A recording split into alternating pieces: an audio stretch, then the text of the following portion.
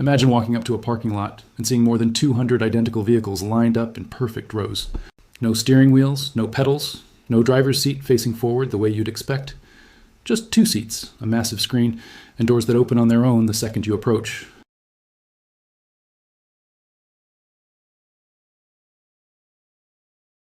I'm not describing a concept car hidden away in a design studio. I'm not describing a prototype that will maybe reach production in 5 years. This is happening right now in Texas, and it's spreading to California as we speak. You've probably already guessed who's behind it. It's Tesla, and the vehicle is the Cybercab. The car many people swore Tesla would never actually be able to build at scale. So here's what we need to figure out today. Is Tesla really about to replace the human driver for good? Can a company that's struggled with production timelines before actually pull this off on schedule? And most importantly, would you get into a car with nobody behind the wheel? Before we go any further, make sure you're subscribed to Tesla Tech so you never miss videos like this one. We cover every major update in the EV and autonomous driving world, and this Cybercab story is moving fast. You don't want to miss what happens next. Tesla's position. Right now, let's set the stage first, because you can't understand how big a deal the Cybercab is without understanding where Tesla currently stands. Tesla delivered roughly 1.79 million vehicles globally in 2024, and while that number has faced pressure lately from increased competition, especially out of China, Tesla still commands one of the largest EV market shares of any single automaker on the planet. In the United States alone, Tesla has historically controlled somewhere between 45% and 50% of all new electric vehicle sales, although that share has been shrinking as legacy automakers and newer EV brands push harder into the space. Let's put that in perspective with some real numbers. Tesla currently operates 4 major vehicle assembly plants worldwide: Fremont, California, Giga, Texas, near Austin, Giga Berlin in Germany, and Giga Shanghai in China. Combined, those factories have an annual production capacity well above 2 million vehicles a year, although actual output has typically landed somewhere below that theoretical ceiling. In the US specifically, Tesla has invested billions of dollars into Giga Texas alone, turning what was originally a single assembly building into a sprawling campus that now includes battery production, casting operations, and, as we're seeing now, a dedicated Cybercab production line. It's also worth remembering that Tesla's core business has faced real headwinds recently. Price cuts across the Model 3 and Model Y lineup, softer demand in parts of Europe, and aggressive competition from Chinese automakers like BYD have all put pressure on margins. That's exactly why the Cybercab and the broader Robotaxi strategy matters so much to Tesla's story right now. If growth in personal vehicle sales is slowing down, a brand new, largely untapped revenue stream, autonomous ride-hailing, becomes an incredibly important second act for the company. Think of it this way. Tesla doesn't just want to sell you a car anymore, it wants to sell rides. And selling rides over and over again from a fleet of vehicles that never needs a paycheck, sleep, or lunch break is a fundamentally different, and potentially far more lucrative, business model than one-time vehicle sales. What exactly is the Cybercab? Now, let's actually talk about the vehicle itself, because the Cybercab isn't just a Model 3 with the steering wheel deleted, it's something structurally different. Recent drone footage and aerial photography over Giga Texas revealed a jaw-dropping 245 gold-colored Cybercabs parked in neat formation, and multiple sources following Tesla's production ramp believe that number could realistically approach 1,000 units as the factory scales up its next-generation manufacturing line. On top of that, steering wheel-free Cybercabs have already started showing up on flatbed trucks in San Bernardino, California, a strong signal that Tesla is preparing to expand testing and eventually deployment well beyond Texas. Elon Musk has publicly stated that Tesla intends to begin customer deliveries of the Cybercab before the end of 2026, with a target starting price under $30,000. Even if that date slips into 2027, which wouldn't be shocking, given Tesla's track record with timelines, hitting that price point would still be a genuinely remarkable achievement for a purpose-built autonomous vehicle. So why does that price matter so much? Because at under $30,000, the Cybercab wouldn't just appeal to individual consumers. It becomes an extremely attractive asset for fleet operators, rideshare companies, and businesses looking to build their own autonomous taxi networks. A vehicle that cheap, generating near continuous revenue instead of sitting in a driveway at 22 hours a day like most personal cars, could become one of the most lucrative pieces of hardware Tesla has ever produced. Let's run some quick, simplified math to see why that's such an appealing pitch. If a Cybercab operates 16 hours a day and completes even a modest number of short-paid trips per hour, a fleet owner could theoretically recoup the vehicle's purchase price in a relatively short window, potentially well under 2 years.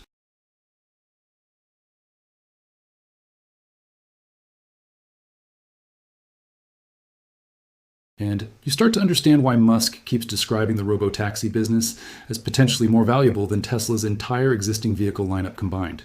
Of course, that math only works if two things are true. The vehicle actually needs no human safety driver, and it can be produced cheaply enough at scale to hit that sub-$30,000 target. Neither of those is guaranteed yet, but the fact that hundreds of these units already physically exist tells us Tesla is much further along than a lot of industry watchers assumed even a year ago. Another detail worth mentioning is where the name itself comes from. Cybercab deliberately echoes the Cybertruck's angular design language, and if you look at photos of the vehicle, you'll notice the same sharp, low-polygon aesthetic, flat panels, minimal exterior trim, and a stainless steel-inspired look, even though the production version uses a different body material approach than the Cybertruck's actual steel exoskeleton. It's a clear signal that Tesla wants this vehicle to be instantly recognizable as part of the same design family, almost like a rolling advertisement for the brand every time one drives down the street. Beyond interior cleaning, Tesla is also developing automated drive-through wash stations that a Cybercab could visit on its own between re-days, along with a patented UV-based sanitization item meant to disinfect the cabin and reduce turnaround time between passengers. None of this is glamorous, but it's arguably just as important as the self-driving software itself. A robotaxi that can drive itself but can't clean itself between rides isn't actually a scalable business. It's still dependent on human labor at every stop. Comparing the Cybercab to the competition, Tesla obviously isn't operating in a vacuum here. Several other companies have been chasing the autonomous ride-hailing dream for years, and it's worth being honest about how the Cybercab actually stacks up. Waymo, owned by Alphabet, is arguably the most mature player in this space right now. Waymo has been running fully driverless rides commercially in cities like Phoenix, San Francisco, Los Angeles, and Austin for a while now, using heavily modified Jaguar I-Pace vehicles loaded with LiDAR, radar, and camera arrays. By some public estimates, Waymo has been completing well over 100,000 paid autonomous rides per week across its combined service areas. Real, meaningful scale that Tesla can't currently match on the robotaxi side. Waymo's advantage is experience. Millions of real autonomous miles logged already, plus a sensor suite that includes LiDAR, which many engineers consider a safety redundancy. Tesla's camera-only approach deliberately leaves out. Its disadvantage is cost. Each Waymo vehicle reportedly costs well over $100,000 once fully equipped with sensors, which makes rapid fleet scaling far more difficult than what Tesla is attempting. With a purpose-built, mass-manufacturable vehicle priced under $30,000, Zoox, owned by Amazon, has taken an approach closer to Tesla's philosophically.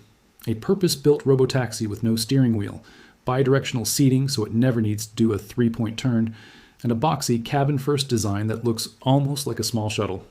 Zoox has been testing in Las Vegas, San Francisco, Austin, and Miami, offering limited free rides to build public familiarity.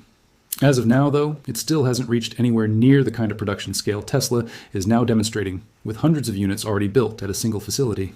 Baidu's Apollo Go has quietly become one of the largest robotaxi operations in the world by ride volume, with reports of hundreds of thousands of rides completed across multiple Chinese cities, including Wuhan, Beijing, and Shanghai. It's a serious competitor on raw scale, and Baidu has been aggressively cutting fares to build ridership fast. However, it currently operates almost entirely within China's regulatory environment, which limits its direct relevance to the US market Tesla is targeting first with the Cybercab. WeRide, another Chinese autonomous driving company, has been expanding robotaxi testing internationally, including partnerships in the United Arab Emirates and other Middle Eastern markets, giving it a broader global footprint than some of its domestic rivals, and positioning it as a potential competitor in markets outside the US and China entirely. And we can't leave out General Motors Cruise, which are. Despite scaling back dramatically after a widely publicized 2023 incident involving a pedestrian in San Francisco, followed by a suspended operating license, and a wave of internal restructuring, was for a time one of the most aggressive robotaxi operators in the US Cruise, has since pulled back significantly, shifting focus and reducing its robotaxi ambitions. Its stumble is actually a useful cautionary tale for Tesla. Public trust in autonomous vehicles can evaporate fast after even a single serious incident, no matter how strong the underlying safety statistics looked beforehand. So where does that leave the Cybercab?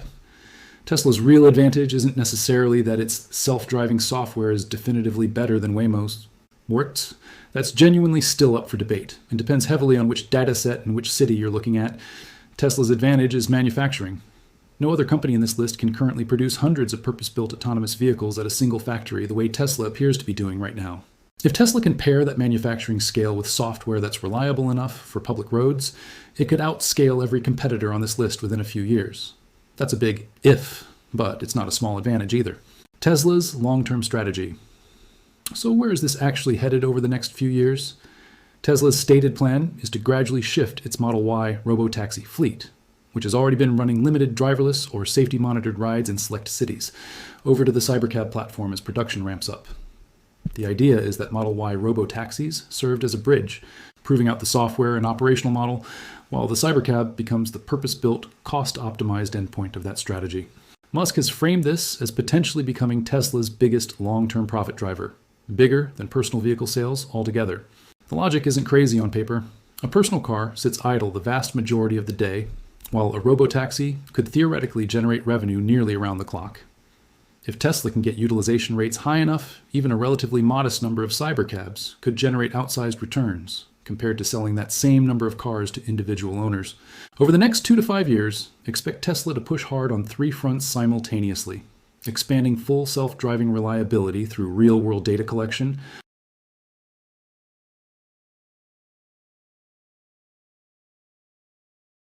state by state, likely starting in Texas and California before expanding to other favorable regulatory environments. Tesla has also hinted at more personalized versions of its self-driving software. For example, systems that learn from individual driver interventions and adjust behavior accordingly, whether that's following distance, lane change frequency, or acceleration style. For the Cybercab specifically, this could eventually translate into rider profiles, where your preferences for a smoother, more cautious ride, or a faster, more direct one, are remembered and applied automatically, even though you're stepping into a completely different physical vehicle each time. There's also a manufacturing angle to Tesla's long-term strategy that doesn't get talked about enough.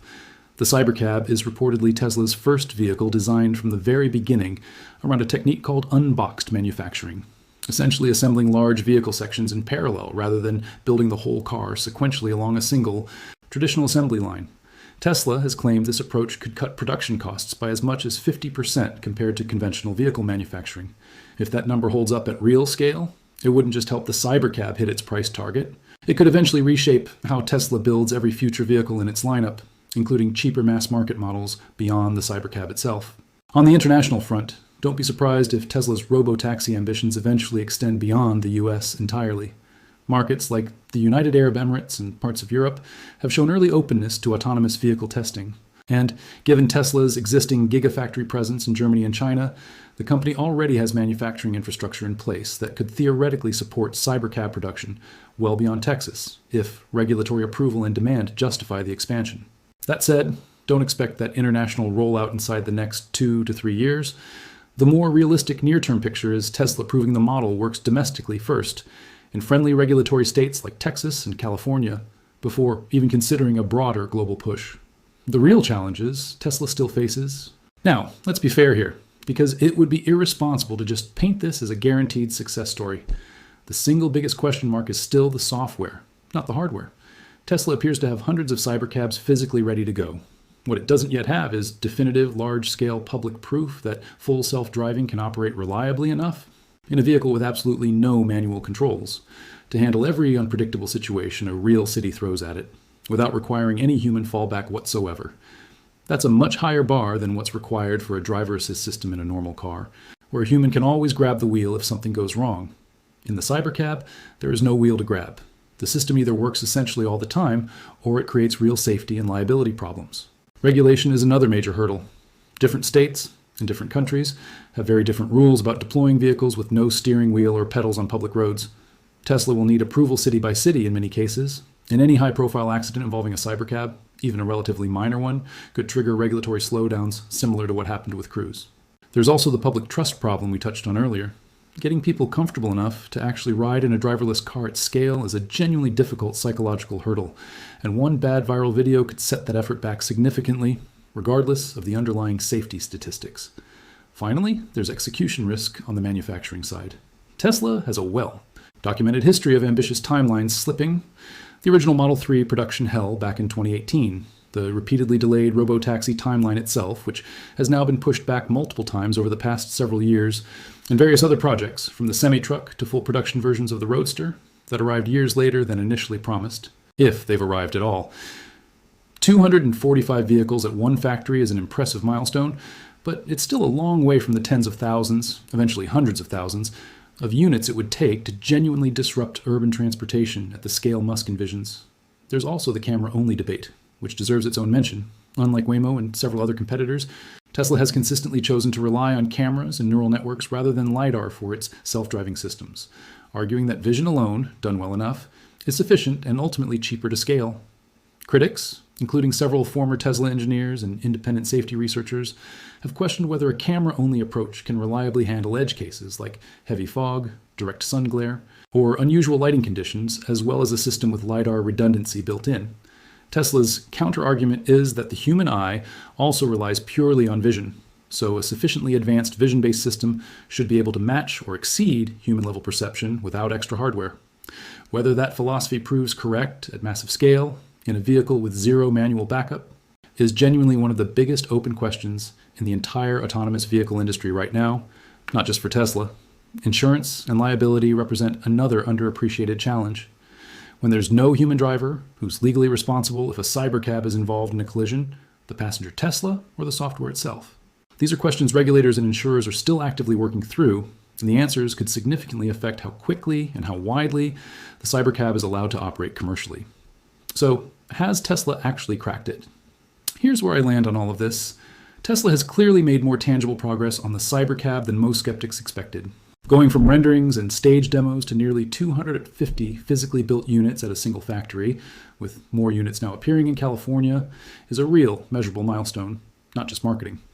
At the same time, hardware progress and full commercial viability are two very different things. Building the car is, in some ways, the easier part, proving that the software can safely handle millions of unpredictable real-world miles with zero human backup, at a price point competitive enough to undercut Waymo and Zoox, while navigating a patchwork of regulations across dozens of cities. That's the actual test, and it hasn't fully happened yet. So is the cybercab going to single-handedly replace human drivers by the end of 2026? Almost certainly not on that exact timeline. But is it a serious, credible step toward Tesla's long-stated robotaxi vision, backed by real manufacturing evidence rather than just promises? Based on everything we've covered today, yes, it genuinely looks that way. The next 12 to 18 months are going to tell us a lot. Watch how quickly that production number climbs past 245. Watch whether Tesla actually hits that under $30,000 price target. And watch how the public reacts the first time thousands of ordinary people, not just employees on a closed factory campus, start stepping into a car with absolutely nobody behind the wheel. It's also worth zooming out and asking a bigger picture question. Even if Tesla executes near perfectly, does the broader market actually want this? Ride-hailing habits are deeply personal. Some people already avoid rideshare apps altogether over safety or privacy concerns. And adding no human driver at all into that equation could go either way. For some riders, that's actually a selling point. No awkward small talk. No worrying about an unfamiliar driver's behavior. Just a predictable, consistent, software-controlled experience every single time. For others, it might feel like exactly the opposite of reassuring.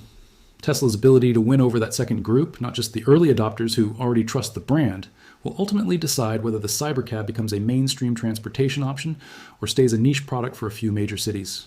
There's also a competitive timing element worth considering. Waymo already has a multi-year head start in actual paid driverless operations, with real ridership data and real public trust built up in several cities. If Tesla wants the cybercab to matter, it doesn't just need to eventually catch up. It needs to scale fast enough and safely enough to close that gap before Waymo, Zoox, or one of the Chinese operators locks in dominant market positions in the biggest US cities. In a business where being first often creates powerful network effects, more riders leading to more data, leading to better software, leading to even more riders, timing could end up mattering just as much as the technology itself. Wrap up. That's where things stand with the Tesla Cybercab right now. A vehicle that's gone from a stage prop to a factory full of real, physical units in a surprisingly short amount of time, even if the hardest part of the journey, proving it out on public roads at massive scale, is still ahead. If you found this breakdown useful, do me a favor and hit that like button. It genuinely helps this channel reach more people who are following the EV and autonomous driving space just like you are. And if you haven't already, subscribe to Tesla Tech and tap the notification bell so you catch every update the moment it happens, because this story is moving fast. Let me know in the comments. Would you actually get into a cybercab with no steering wheel and no driver? I'll see you in the next video.